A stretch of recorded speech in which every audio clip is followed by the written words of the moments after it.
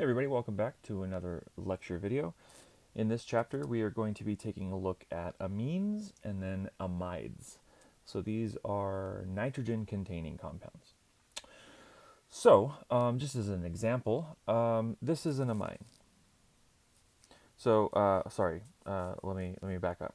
This is an, oh, well, technically I guess this is an amine right here. So nitrogen with just some carbons and hydrogens attached. And then I guess I stumbled for a second because an amide, we're going to see, is a carbon double bonded to an oxygen or a carbonyl with a nitrogen attached. And I saw this right here, and for a second I thought that might be still considered an amide, even if this isn't an oxygen. But I'm not sure if that's the case. So let's just say this is at least an amine with the possibility that it's also an amide. Simply because the nitrogen is attached to a carbon that has a double bond. But now that I look at this, this looks like it's just a dimer of these two identical molecules, and looks like it's probably an amine. This is indigo. Indigo is used in blue dyes. It can be obtained from tropical plants such as Indigofera tinctora, as you can see there.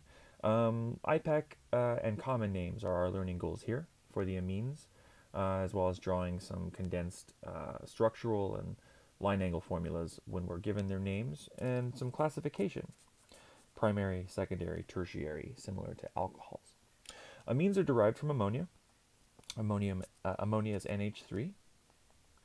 You might remember that from your Gen Chem. Ammonia has a lone pair of electrons, so we do often represent it that way. And an amine is basically an ammonia in which one or more of the hydrogens gets replaced with, let's say, some carbon chains. Alkyl or aromatic groups, so carbons. They contain a nitrogen attached to one or more alkyl or aromatic groups. So you can see here a couple examples. We've got a nitrogen attached to some methyls and a propyl. We've got another one here in which there's only two alkyl groups instead of three, so it still has a hydrogen on it. And then another situation where we have two hydrogens and only one group, in this case an aromatic group. But all of these would be considered amines because of the nitrogen. When we name amines, when we're writing the IUPAC names, the E from the alkane name gets replaced with amine. So you can see in methane here, we're just going to take methane without the E and add the word amine to it. Now, methanamine, I hope you can see, is basically methane in which one of the bonds to hydrogen has been replaced with this NH2 group. Okay? So whenever we make an amine, the functional group is NH2 that we add. Or at least that's how we write it, condensed structural wise or expanded structural wise, it would look like that. So condensed, expanded. Condensed, we don't tend to show the double bond. I'm sorry, the lone pair. Ethane, we're going to drop the E. Ethanamine. There's only one ethanamine, so there's no need to number. Now, amines with three or more carbons get numbered because we have to show where the NH2 group is. So with propanamine, we can attach it to the number 1 carbon, our amino, or we can attach it to the number 2 carbon. And so there's 1 propanamine and also 2 propanamine. Now you'll notice that there are some common names here as well. So where methanamine is the IUPAC name, you'll see in parentheses we can call it methylamine. Ethanamine can be ethylamine. And we'll talk about the common names in a second. But I wanted to just point out here the two different propanamines also have different common names. Isopropylamine versus just propylamine. And then butanamine, of course, is going to follow suit. We have multiple positions where we can put the amine. It could be on the number 1 or on the number 2. I guess that's pretty much it. So the same as with propanamine. You might be saying, why can't we put it on the number 3? Well, that would just be the number 2 numbered from the other side. So 2-butanamine or in this case, oops, sorry, this is not the same as these guys here. So this is just 2-butanamine as opposed to 1-butanamine. You can see here if there are substituents, we also want to be able to number our other substituents. Alphabetically, we're still going to call this thing butanamine, so we don't have to worry about mixing amino with methyl and like figuring out how that goes. There are situations where we would name this as an amino group as opposed to calling the whole structure an amine, and we only worry about that in like later classes or in a full semester OChem course where you actually learn about the priorities. There are certain functional groups that have higher priority. So if there was, let's say, an alcohol group and an amine group on the same molecule, we'd have to decide whether to call this butanol or butanamine. And whichever one we name, now we have to name the functional group something different. So if this was butanamine, this would be 4-hydroxy-butanamine. If this was butanol, then this would be 2-amino-butanol. But we're not going to go into the priorities, so don't worry about that. If there's an alkyl group attached to the nitrogen atom, then the prefix N gets used, and the alkyl name are placed. The prefix N and the alkyl name get placed in front of the amine name. So you can see that here. So here we have, well, this could be considered. I guess I can't cover things up. If this CH3 wasn't here and this was an H, right? This would just be ethanamine. So because there's something on the N, though, we have to say N-methyl ethanamine. Now, why don't we say N-ethyl methanamine? So you're like, wait, what? N-ethyl methanamine. Well, the difference is N-ethyl methanamine is almost naming this structure as if the longest carbon chain was the methane, which it isn't, right? The longest carbon chain here is the 2-carbon ethane. So then we're going to call this thing ethanamine. Same thing when we look here. We look at what are our groups. Maybe this is a better example over here, the third molecule. What are our groups? The biggest group here is this pentane chain. So 2-pentanamine is the parent name. And then these groups are just attached to the nitrogen. And so that's what we're doing. We're looking at what's attached to the nitrogen, and we're naming that separate. So here we have a methyl group on our ethanamine. So it's N-methyl ethanamine. Over here, we have 2 methyls attached to the nitrogen. So this would be dimethyl. We can't just say dimethyl and have that be the end of it. We have to say what kind of dimethyl is this? Because, for example, let me draw you a slightly different structure. This is also dimethyl ethanamine.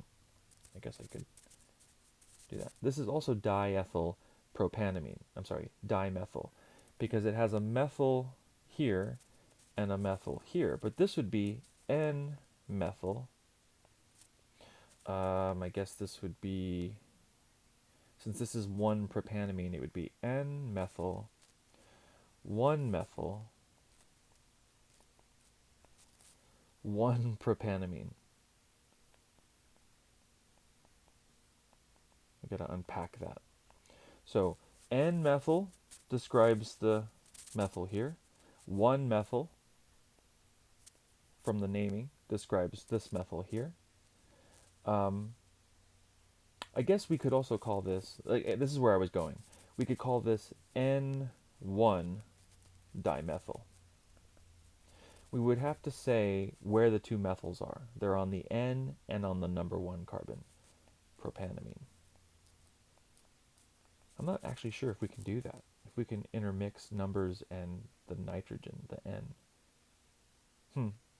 But you'll notice that with our dimethyl compound, they give it the NN when we say dimethyl. This indicates that the dimethyl is on the N and on the N, as opposed to something like this. I don't think we would actually do this. I think we would have to name it like this: N-methyl, 1-methyl, 1-propanamine, to be able to actually draw this structure from the name. I'll do some more examples here. Let's take a look at this last one. N-ethyl, N-methyl. So here, since they aren't the same, we can't just say NN and then di something. On the other hand, we could have something like this. So this is N, N, N, trimethylamine. Actually, I'm sorry, I just mixed in the common name. Let's not look at common names yet. This is just NN diethyl ethanamine. So we're still calling a parent chain, and then we're naming the two ethyls that are on the N, NN diethyl. All right, let's talk about some common names real quick while we have these up. Common names, we just say, we name the alkyl substituents attached to the nitrogen, and then we say amine. So in this first example, there's a methyl and an ethyl on this nitrogen. So alphabetically, it's ethyl methyl amine, and that's it. On this one, we've got a methyl, and a propyl. So this would be dimethyl propylamine. We just name everything that's on the nitrogen. So we could say methyl methyl propylamine or dimethyl propylamine. This one over here doesn't have a common name because it's hard to commonly name 2-pentanamine. We could call this sec-pentanamine, but I'm not sure that works for everything beyond butanamine. Butyl, we could say isobutyl, sec-butyl, tert-butyl, depending on where we're attached to the chain. I'm not sure if that still works with pentanamine. So common names that have, or amines that have alkyl groups that are probably 5 carbons or more will probably not get common names. The one that I had drawn down here that I was gonna call NNN triethyl, I was mixing it up with the common name. The common name for this amine down at the bottom here would just be triethylamine, because it has 1 ethyl, 2 ethyl, 3 ethyls on it. Ethyl, ethyl, ethylamine, or triethylamine. I think I have another official slide on the common names, so we'll come back to those. Quick learning check, sorry for the blank slide. Write the IUPAC name for this amine. I think I worked this one out for you. So you'd start by naming the parent chain. Look for any substituents. So pause it, give it a shot.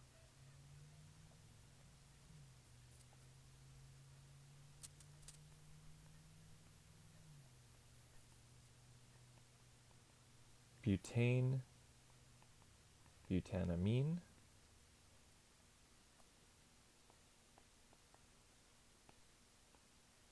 N-methyl butanamine. No other substituents, so we would be good with that one. Oh, my bad. I left off the one. Because I was going too fast. Butanamine. We could attach this nitrogen on the 1, but we could also attach it on the 2, so that needs to be specified.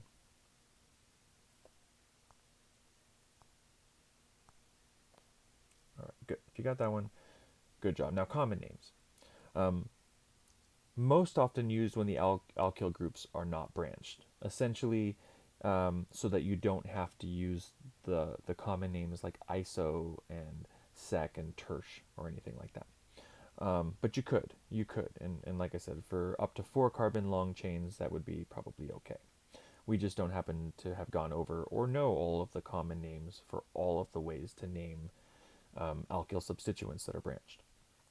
So we just list the names alphabetically, and then we say the word amine, and then you use dis and tris whenever you have multiples. So in this case here, this is just ethylamine, dimethylamine, ethyl alphabetically, then dimethyl, ethyl dimethylamine. don't let the dimethyl change the fact that this starts with M. Methyl is M. Okay. Cyclo is part of the name. So cyclohexane actually does start with C as opposed to hexane, which starts with H. But di and tri don't get included in the alphabetizing. There are aromatic amines. These are amines of benzene. We named these aniline when we were talking about benzene that has an NH2 group on it. Remember, that's aniline. So we could use that common name and actually name things based on that. So this could be, for example, 4-bromoaniline, or this one right here, which is a variation of aniline where the nitrogen has the substituent. So here's a CH3 on it. So this is just N-methyl aniline. If we wanted to call this a different way, we can call this aminobenzene. So we would be calling it by its IUPAC name, or its other official IUPAC designation, as opposed to its common name, which has been kind of appropriated by IUPAC. So this would be aminobenzene using our benzene rules, and aniline using the common name for this compound. It's used to make many dyes, gives color to wool, cotton, silk fibers. All right, so aromatic amines are going to be any amines that contain a aromatic ring. It doesn't have to be benzene. That's a 6-carbon ring, for example. We could have an 8-carbon ring.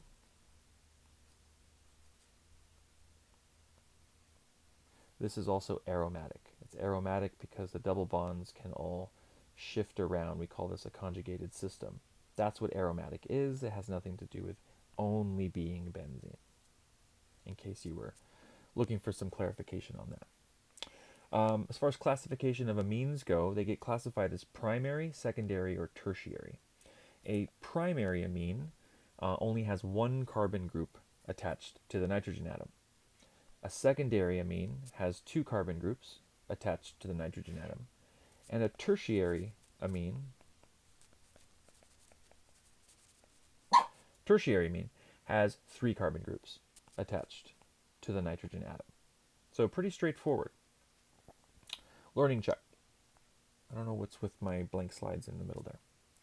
So give the common name for each of these amines and classify it as primary, secondary, or tertiary. So remember, not IUPAC, common name here. So pause it, give it a shot. Propylamine, because it's a propyl group and it's primary. And this is ethyl dimethyl, and it's tertiary. 3 carbons attached to the nitrogen. Another learning check. Common name for each of these amine compounds.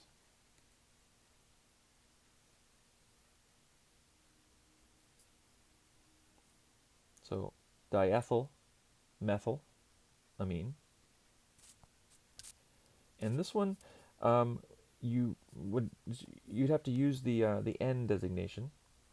This is aniline modified to have an ethyl on it. So it's N-ethyl aniline.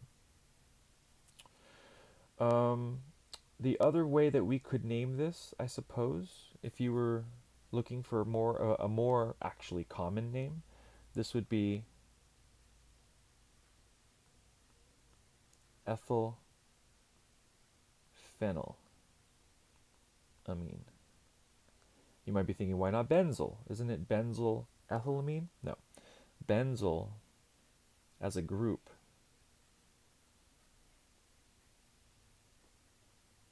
is this. Benzyl has a CH2 and a benzene ring. When it's just a benzene ring, we call it phenyl. And don't confuse that with phenol, which is a benzene ring with an OH on it. So phenyl would be the common name for a benzene as a derivative. So this would just be ethylphenylamine if we weren't using the aniline name. I hope giving you more options doesn't make it more confusing for you. So the skeletal structures of line angles, we actually show the nitrogens. So remember, with our carbons and hydrogens, they're all implicit. We don't show them. But when we're doing line angle formulas, you want to have your nitrogens shown. And if there's a hydrogen on it, we also show those hydrogens explicitly. That's how you can tell the difference between a tertiary amine and one that's secondary, right? We can see the one H, we can see the two H's, we can see the no H's. A couple more naming examples there, right? Let's take a look at some properties. So amines contain polar NH bonds. And these are what allow primary and secondary amines to form hydrogen bonds with each other, while all amines can form hydrogen bonds with water. And we'll go over that. So in this part of the chapter, we're going to look at some boiling points and the solubility of the amines. And we're going to write some equations for reactions of amines. So primary and secondary amines form bonds with water molecules. And this is because they have, well, hydrogen bonding happens anytime you have a hydrogen attached to a very electronegative atom, like an oxygen, a nitrogen, or fluorine. These are the only three atoms that we typically characterize a hydrogen bond as. So nitrogen on this amine means that we're going to get some hydrogen bonding. Do I have a picture? I do have a picture. They're coming. Pictures are coming. Or at least pictures of solubility in water are coming. Let me kind of quickly do an amine here. So if I've got a primary amine, let's just say this is methylamine. And then I have another primary amine. Let's just say it's the same, methylamine. They can bond hydrogen-wise to each other. You can see it here. The lone pair of the nitrogen is attracted to the partial positive side of this other amine. And because every bond is also partial positive, partial negative, the other nitrogen on the other amine can actually hydrogen bond, right, with the other molecule's hydrogen. And this could happen when there's two around. This could be interlinked between lots of molecules, each one like kind of daisy chaining to the next. We get between, or for any one particular primary amine, we get up to, right, 2 hydrogen bonds between neighboring molecules. Now, secondary amines don't have as many hydrogen bonds available to them. Let's take a look real quick. So we have a nitrogen with, let's say, 2 methyls on it. And, oh, how do I want to do this? Let's do this here. Nitrogen, hydrogen, methyl, methyl. So this one's only a secondary amine. And again, we see some hydrogen bonding happening here.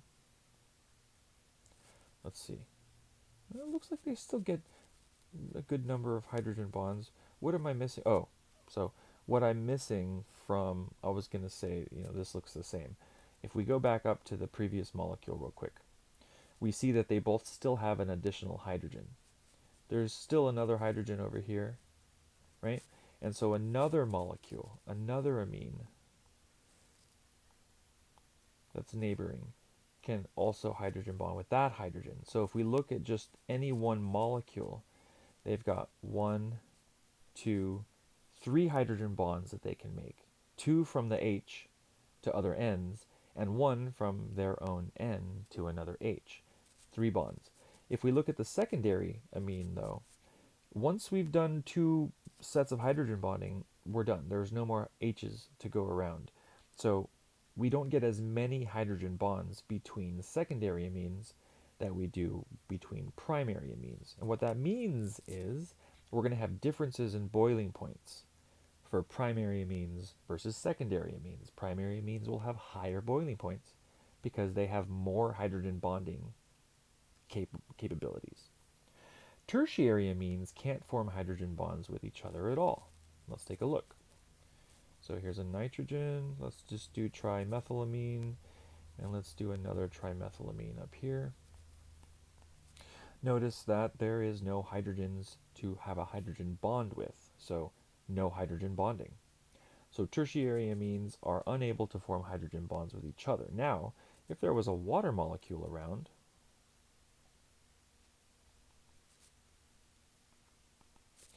we'll get some hydrogen bonds between the nitrogen and those hydrogens. And remember, the hydrogen bonding between molecules, we need to think about boiling points and melting points. Hydrogen molecules between water, or hydrogen bonding between water molecules and amines, we think solubility. Do these things dissolve in water? So that's what we're sort of looking at here. Nitrogen is not as electronegative as oxygen. So comparing the strength of hydrogen bonds in amines and hydrogen bonds in alcohols, we're also going to see a difference. Alcohols are going to have higher hydrogen bonding between their molecules, and so they'll have a higher boiling point. So amines have boiling points that are higher than alkanes. Do I have an alkane on here? I don't. So alkanes, as we go this way, we'll find amines in here, and then we'll find alcohols. Higher than alkanes, lower than alcohols. Primary amines have more hydrogen bonding, so they'll have higher boiling points than secondary. So you can see that here. This is the opposite though. This is decreasing, so the highest is on this end. Primary amine 48 degrees, secondary amine 37 degrees, tertiary amine 3 degrees. That's the difference right here between H bonds and no H bonds. 37 degrees and then 3. Big jump. For going this way, big jump. Adding a hydrogen bond really increases the boiling point of an amine. All right, so tertiary amines, since they don't form hydrogen bonds with each other, they do have lower boiling points than primary or secondary amines, but they are still somewhat polar molecules because they have these lone pairs on them. And so they're going to have slightly higher boiling points than regular alkanes. They're not like suddenly just same as alkanes or anything like that. And so you can see here, as far as solubility of amines go with water, that because water can bond more times to a primary amine than a secondary or a tertiary amine, they'll be more soluble. But all of these can form hydrogen bonds with water. That just means that they can interact with water. So all of them are going to be soluble in water, primary, secondary, or tertiary. Now, if you have a carbon chain that's 6 carbons or more, the effect of those hydrogen bonds is going to be diminished. And again, the non-polar hydrocarbon chains of the amines are what decrease their solubility in water. So this guy, even though it has a hydrogen bonding, capability with a water molecule, that's not going to overcome the fact that this is really non-polar. So small amines are soluble. Large amines tend not to be. Quick learning check. So go ahead and just decide if these are going to be soluble in water or not. So pause it and give it a shot. Hope I didn't trick some of you with this one. It's not an amine, that's an alkane. So even though it's 4 carbons, it's not soluble. This guy is soluble. This guy is soluble. 6 carbons, if you were paying attention 45 seconds ago, you would remember that I said this would not be soluble. Let us talk about the reactions as bases in water. So ammonia, for example, NH3. This is a base. And primary and secondary amines are going to act like ammonia. They're going to act like a base. Nitrogen's lone electron pair will accept a hydrogen from water to produce ammonium and hydroxide. Let me show you. So if we have HOH, which is water, and we bring it near this Bronsted-Lowry base, those are hydrogen acceptors. What will happen is it'll transfer the hydrogen from the water to the ammonia. creating ammonium, and the leftovers of the water is hydroxide. So we say that ammonia is a weak base, but that it's basic, and the reason it's basic is because when this happens in water, this guy's produced, and hydroxide is a strong base. So any amount of ammonia in water is going to produce hydroxide, which is a base. So these are basic. Let's take a look at what happens with our amines. So let's say I have methylamine. So CH3 NH2. So I react this with water. It's going to act like a base. It's going to pull a hydrogen. So we'll have CH3 and we'll have NH3.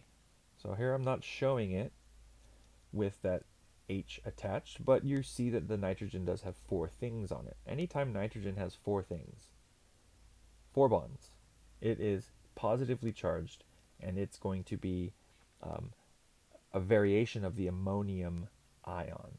So for example, I guess I should finish this. We're going to get hydroxide in all of these situations, but what was methylamine is now methyl ammonium ion. And unless there's a counter ion, like something negative, we say the word ion.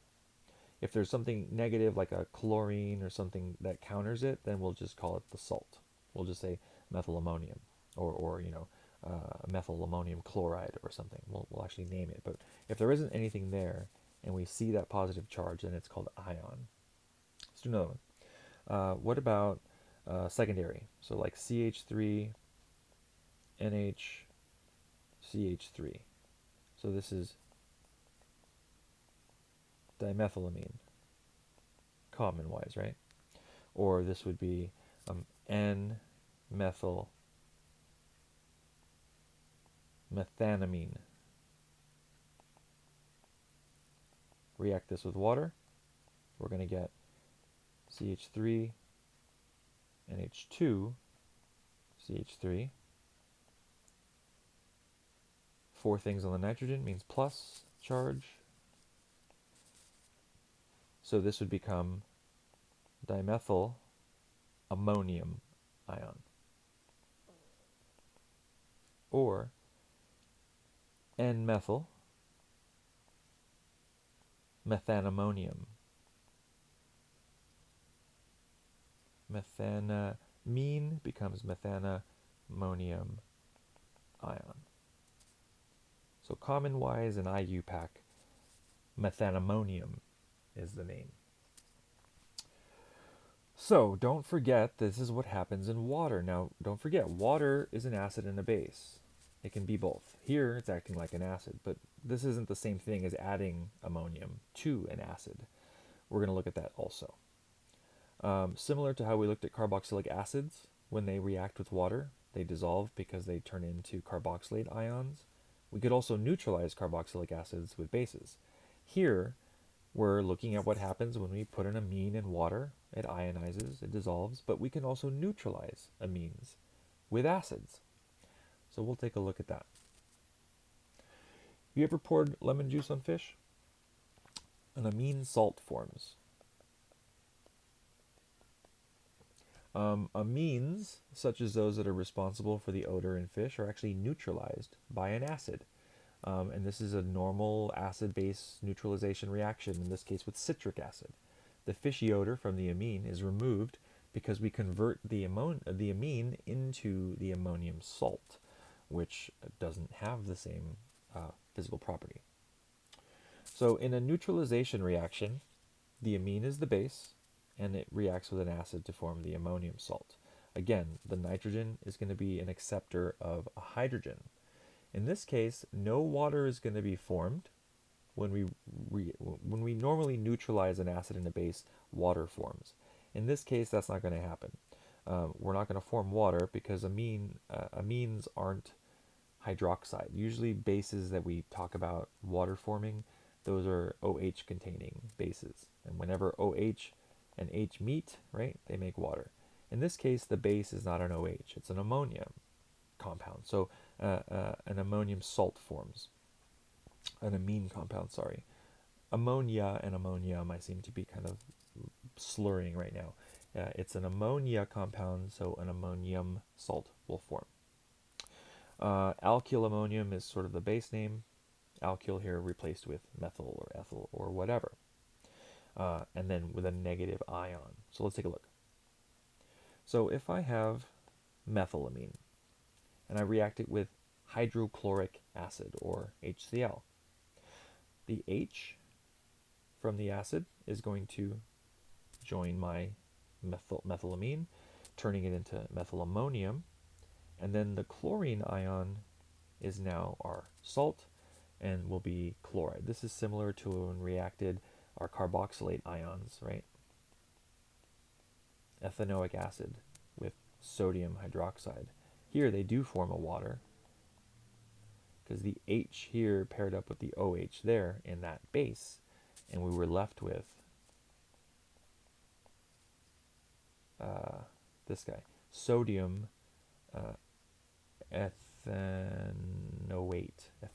sodium ethanoate. So we had to say the name of the counter ion. Metals always go first, so positive ions always get named first. That's why we say sodium ethanoate. Here, the negative ion always gets named last. So we're not going to say something like chloromethylammonium. It's methylammonium chloride. Dimethylamine here, HCl. Dimethylammonium chloride. If this was HBr, it would be dimethylammonium bromide. If it was HI, it would be dimethylammonium iodide. Just whatever the counter ion is. Fluorine, it would be fluoride. Chlorine is probably the most common one that we think about, though. So there are quaternary ammonium salts. So in a quaternary ammonium salt, the nitrogen is bonded to 4 carbon atoms, and this classifies it as a quaternary amine. The nitrogen atom does have a positive charge, and so whenever we draw these, we need to make sure that that positive charge is shown. And also make sure that your nitrogens are not bonded to any H's. If they're bonded to H's, then we don't have a quaternary ammonium salt. Choline, you may remember from our lipid chapters, part of a glycerophospholipid. It's a quaternary ammonium ion. And we talked about a little bit during that chapter that we would explain why that positive charge is there. Ammonium salts are also ionic compounds. So they have usually high, well, I was going to say high melting points, but that's not right. They're usually solid, yeah, well, I guess that is true. They're usually solid at room temperatures. So they have slightly higher melting points than non-quaternary amines. And that is because of that positive and negative charge in the salt that keeps them sort of solid form. They tend to be odorless, they tend to be soluble in water and in body fluids. That last part there makes them really good at being medicines. So nitrogen-containing compounds or amine salts are really good at medicines. And so you can see that often before being used as a drug, the amines will be converted into ammonium salts. We'll take a look at some of those as an example. So this is ephedrine. Ephedrine is used as a bronchodilator in this decongestant Sudafed. Diphenylhydramine, also found in allergy medicine like Benadryl, used for relief like itchy and pain from skin irritations and rashes and stuff. Both of these compounds are quaternary ammonium salts. You can see in ephedrine, it's paired with a chlorine ion. Of course, we don't have to name this thing or anything, but you can see the amine functional group here. Now, this guy does... So this isn't a quaternary ammonium salt. This is just an ammonium salt. So just to differentiate, quaternary ammonium salts exist, but not every amine is a quaternary ammonium salt. They can all become ammonium ions, but not necessarily quaternary. So this is still a what would we call this? This was a primary amine that now is a quaternary. Sorry, this was a secondary amine. So both of these were secondary amines. They're not amines anymore. They're ammonium salts, but again, not quaternary. Diphenylhydramine, you can see here diphenyl because it has two of these phenyl groups on it. I'm sure ephedrine has something to do with the name, phenyl being in that name. But then hydrochloride HCl, because it is the salt and it has those charges on it. I took this picture of my cocoa leaves. Just kidding, these are cocaine leaves. It's not my picture. You extract the active ingredient of cocaine hydrochloride, from these leaves. As a solid product, the free amine, that one is actually much more stronger. Let me show you a comparison here. So this is the version of cocaine that would be most readily absorbable into your body. It has that ammonium salt form.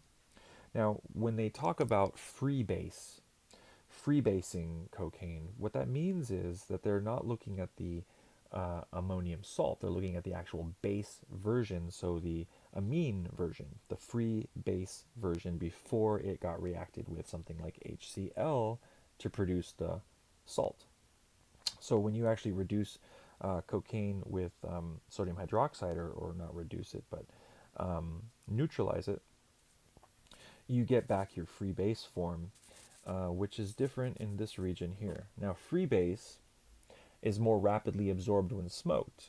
Gives a stronger high than the regular cocaine hydrochloride. It's what makes it more addictive. So yeah, this is what do they call it? Crack cocaine in the freebase form. And again, the name comes from the fact that the amine is a base in this form, but not a base in this form. It's actually an acid in this form. Anything that can donate a hydrogen is an acid. Anything that can accept a hydrogen is a base. So real quick, learning check. Draw the condensed structural formula for the ammonium salt that's formed from the reaction of trimethylamine and HCl. So you'd want to start off with your trimethyl, sorry, I drew triethyl here. You'd want to start off with your trimethyl amine, and then react that with HCl. So try that.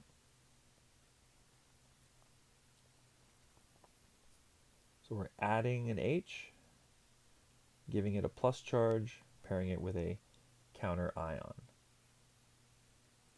Hopefully that wasn't too difficult. Start with simple ones and then make your carbon chains longer or more fancy. Make them benzene rings or whatever, right? Nothing changes in terms of the reaction. Let's take a look at some heterocyclic amines.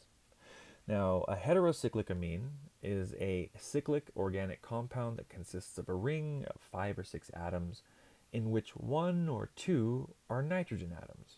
Heterocyclic here means that we have multiple different atoms within the ring. Homocyclic is the other term, which means the ring has all the same atoms in it. So benzene and cyclohexane and all of those are homocyclic, but glucose and piperidine are heterocyclic. Remember, glucose has an oxygen in the ring. So the aroma of pepper is actually due to piperidine. It's a heterocyclic amine. So the goal here is going to be just to identify heterocyclic amines and to be able to distinguish between the types of heterocyclic amines. So let's take a look at them.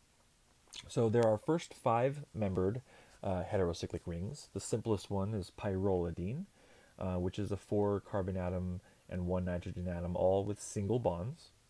Then we have pyrrole. The addition here of some double bonds makes it a little more complicated. And then we have imizidole. This is a 5-membered ring that actually has 2 nitrogens instead of 1. So you can kind of see the progression here of complexity, right? Add double bonds and then add another nitrogen. This doesn't have to be an H. Just like in aniline, right? This is aniline, but we can start adding things to it, and then it can still be aniline, but we change it. Or we can, put a methyl here, and it's N-methyl-aniline.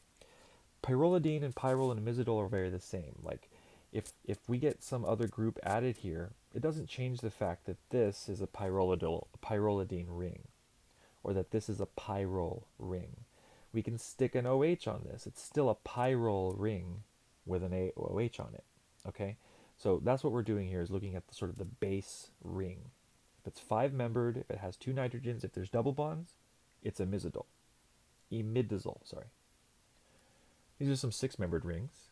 Piperidine, as I showed you on the first slide there, gives you that aroma and taste of pepper.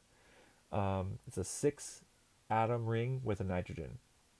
And then we have pyridine, which is just a double-bonded version of that. And then we have some more complicated ones, pyrimidines and purines. These are actually the ones found in DNA and RNA. And we'll look at these when we get to those chapters. In the purine, the structures of the six-atom pyrimidine, this one here, we've got the six-atom pyrimidine. I'm sorry, I totally mix it up. In the purine, it's like a mixture of this six-atom pyrimidine with an imidazole ring. It's like they're combined together. The five-atom imidazole and the six-atom pyrimidine mixed together as a purine. I always remembered it that the pyrimidines were smaller because they had the longer name, and that the purines were bigger because they had the smaller name. That always worked for me. I don't know if you need to do that. Alkaloids. Alkaloids are amines found in plants. Alkaloids are physiologically, active compounds, and they often contain heterocyclic amines. They're used in everything from anesthetics, antidepressants, stimulants. Lots of them can be habit forming. Nicotine, for an example, is an alkaloid. It's a stimulant that increases the level of adrenaline in our blood. It increases heart rate, it increases blood pressure, and it's addictive because it actually activates pleasure centers in the brain. Nicotine, believe it or not, is not made for us. It's made by plants to combat bugs. And that's true for nicotine and for caffeine. These are not plants, or nothing that plants make are for us, to be honest. Most medicines and drugs that plants make are meant to be protective for the plant. Marijuana with the resins and the oils and the leaves and the THC, all of that is meant to absorb UV sunlight to protect the plant, to keep it, it's like natural sunblock. Caffeine is intended to paralyze and cause, central nerve, yeah, right here, nervous system shutdown in bugs and stuff like that. It's just like a tickle for us, but if we were a bug, caffeine would kill us, or at least make us immobile. And so plants don't make anything for us. We just happen to exploit plants pretty good. But caffeine, found in coffee beans, found in tea, chocolate. It's not found in soft drinks, but we put it in soft drinks. Most of it's actually made in China, caffeine, believe that or not. We don't get most of the caffeine that we ingest from actual natural sources. We have it added to most of our sources from the big box that they make in China. It's a stimulant in the central nervous system. It increases alertness, but it can cause insomnia, and we'll talk about the effect on GABA in a little bit. This caffeine, you can see caffeine has kind of like a purine backbone, and then lots of modifications on it, definitely. Morphine and codeine, these are also alkaloids. They're obtained from poppy plants. They're used as painkillers in cough syrups mostly. Morphine and codeine. Maybe not in cough syrups, morphine, but you can get morphine in the hospital and stuff like that. Or actually, nowadays they probably don't use morphine. But in the old days, like World War II and stuff, I mean, morphine was a lifesaver, or at least made you feel better when you were dying. Morphine and codeine here are very similar structurally. You'll notice that too when I show you heroin and oxycodone or OxyContin here in a second, derivatives of this. And again, most structures that are similar are going to have similar effects in our bodies. But you can see the slight modification here between the codeine and the morphine. It's about the only difference. Heroin, again, modification of morphine, strongly addictive, not used medically. Oxycodone, which is OxyContin, is basically very similar to heroin in structure. Heroin has these additional sort of ester, carboxylate esters added, where we don't see those in OxyContin, or we could say removing them causes more of that pain relief without as much of the addictive properties. Do I have more alkaloids? Anyway, these are alkaloids. Notice that they are again full of heterocyclic rings. It's sometimes hard to see this one. It's connected here. It's part of this, part of this, part of this, but then it comes out at us. It comes down. So there's a bigger ring there, and then it's hard to actually know where that one goes. Yeah, so that's a 1, 2, 3, 4, 5, 6, 7, 8-membered ring that you kind of have to look down on from the top to see it. It'd be like a stop sign. All right. Identify the heterocyclic amines in each of the following. So go ahead and decide if these are heterocyclic or not. And then you could also try to name them too. But here the goal is just saying which of these are heterocyclic amines and which are not heterocyclic amines. So A, B, and C are heterocyclic. D is not. The amine is not part of the ring. Now there are also aliphatic amines and aromatic. Hopefully you can kind of tell what the difference here will be. An aromatic amine is one that has a conjugated ring system. An aliphatic amine is one that does not.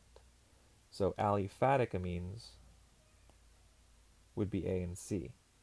Their ring system, aliphatic heterocyclic amines, in this case they're all heterocyclic that we're talking about. But an aliphatic amine might, so this would be an aliphatic amine, but an aromatic amine might look like this.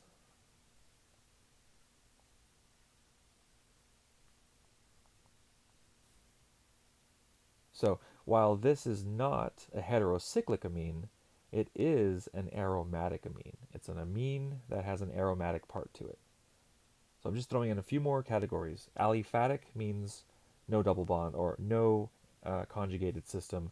Aromatic means conjugated system. This is just on top of heterocyclic, meaning the nitrogen is in the ring. These would not be heterocyclic. No nitrogen in the ring. They are still amines, but they're not heterocyclic amines. All right, let's go ahead and break this into two parts because I'm paranoid that my video is going to stop recording. So see you in a minute.